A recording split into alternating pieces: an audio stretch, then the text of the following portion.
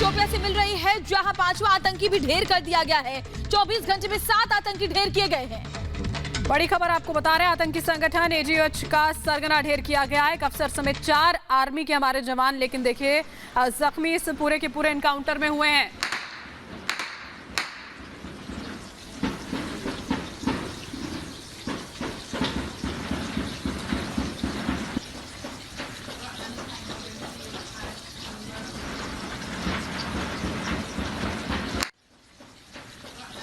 तो पुलवामा और शोपियां दोनों जगह सुरक्षा बलों का ऑपरेशन खत्म हो चुका है। थोड़ी देर पहले की तस्वीरें हम आपको दिखा रहे हैं। पुलवामा में 2 और शोपियां में 5 आतंकियों को ढेर किया गया है। ऑपरेशन ऑल आउट के तहत चुन चुन कर आतंकियों का खात्मा हो रहा है।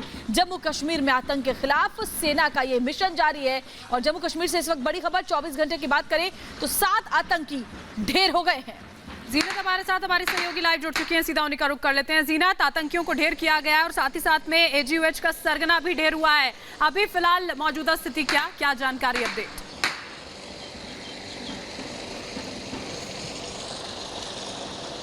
देखिए, जहां तक अभी इनकाउंटर्स की बात कर रहे हैं, अभी सब जगह जो है सर्च ऑपरेशन चल रहा है, चाहे त्राल है या शोपियान। हाँ, इन ऑपरेशंस में करीब 60 टेररिस्ट को मार गिरा गया है। अभी तक 5 शोपियान में मार गिराए गए और साथ ही साथ नौबुक त्राल में 2 टेररिस्ट को मार गिराया गया है। लेकिन साउथ कश्मीर में जो ये ऑपरेशन हुए, इसमें सबसे बड़ी कामयाबी जो सिक्योरिटी फोर्सेस को लगी वो ये कि जो इम्तियाज शाह, जो अंसर गजवतुल हिंद का जो चीफ है, उसको मार गिराया गया। और जिसको कंफर्म किया है जम्मू कश्मीर पुलिस के आईजी कश्मीर विजय कुमार ने, जिन्होंने कांग्रेचुलेट भी किया है फोर्सेस को, क्योंकि शोपियान का ऑपरेशन देखा जाए तो पूरी रात चला। जबकि जो त्राल में एनकाउंटर हुआ वो बहुत स्विफ्ट ऑपरेशन हुआ। करीब 1 घंटे में 2 टेररिस्ट को मार गिराया गया। अभी भी जो है सिचुएशन को मॉनिटर किया जा रहा है और साथ ही साथ सर्च ऑपरेशन दोनों एनकाउंटर साइट्स पे चल रहे हैं। जी जीनत, आप बने रहे हमारे साथ एसपी वैद्य जी भी जुड़ गए हैं, पूर्व डीजीपी जम्मू कश्मीर के। एसपी वैद्य सर, स्वागत है आपका रिपब्लिक भारत पर। तो जो बड़ी कामयाबी मिली है, 24 घंटे में 7 आतंकियों को ढेर किया गया है, ये कामयाबी इस लिहाज से भी बड़ी है सर, क्योंकि जो सुरक्षा बलों की कोशिश रहती है कि किसी लोकल जो वहां के लोग हैं उनको किसी तरीके का कोई नुकसान ना हो, और ये एक बड़ी चुनौती के तरह से उनके सामने भी पेश आती है। ऐसे में बड़ी कामयाबी कि जो लोकल लोग हैं वो सेना को सपोर्ट कर रहे हैं और बिना किसी लोकल आदमी के नुकसान के ये बड़ा ऑपरेशन अंजाम दिया गया है। बिल्कुल, ये हमारी हमेशा कोशिश रहती है कि कम से कम नुकसान हो लोकल लोगों को, और क्योंकि अल्टीमेटली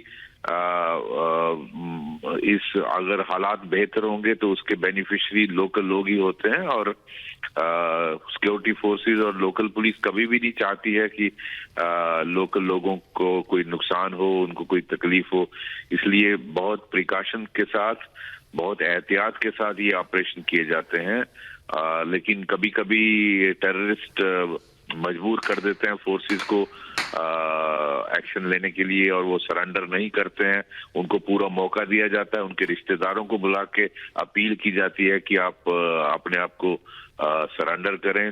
लेकिन कई बार वो ऐसा करने से मना करते हैं और मजबूरन क्रॉस फायर होता है, जिसमें थोड़ा बहुत नुकसान होता है। जी बिल्कुल वैद्य सर, कितना बदलाव आप देख पाते हैं? पूर्व डीजीपी आप सर रहे हैं, पहले के वक्त में और अब में जिस तरह से ऑपरेशन ऑल आउट यहाँ पर चलाए जा रहे हैं, जिस तरह का खौफ आतंकियों में देखने को मिलता है।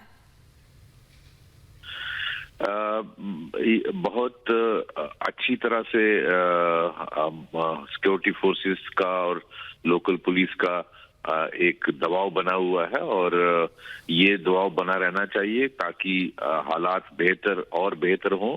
पहले से काफी हद तक सुधार आया और आगे और भी इसमें सुधार आना जरूरी है।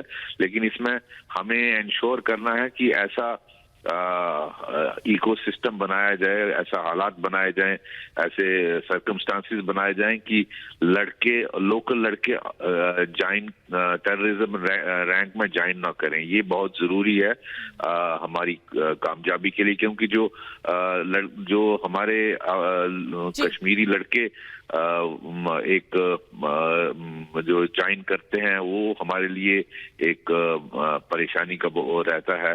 तो हमारी कामयाबी कामयाबी इसी में है कि कम से कम लड़के टेररिज्म में ज्वाइन करें। उसके लिए कोशिशें चल रही हैं और मुझे उम्मीद है कि आगे भी उसमें कोशिशें जारी रहेंगी और हम इस एक कंप्लीट नॉर्मलसी कश्मीर में लाने में कामयाब होंगे। जी सर, इसके अगर ये बात करूं, अगर पहले के मुकाबले अब जो लोकल लोग हैं उनका इकबाल भी जम्मू कश्मीर पुलिस में और साथ ही साथ सेना में भी बढ़ा है, और यही वजह है कि हम देख रहे हैं कि अब लोकल लोगों का भी बहुत सपोर्ट मिलता है सेना को और जम्मू कश्मीर पुलिस को, जिसकी वजह से इस तरह के ऑपरेशन ज्यादा बेहतर ढंग से किए जा सक रहे हैं।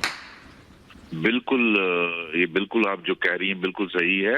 अगर आपको याद होगा कि आज से 3-4 साल पहले जब कहीं इंफॉर्मेशन मिलती थी तो एनकाउंटर साइट पे बहुत सारे लड़के इकट्ठे हो जाते थे, फिर वो पथराव करते थे, टेररिस्ट को भगाने की कोशिश करते थे, सिक्योरिटी कार्डन तोड़ने की कोशिश करते थे, फोर्सेस को पथराव में एंगेज करते थे।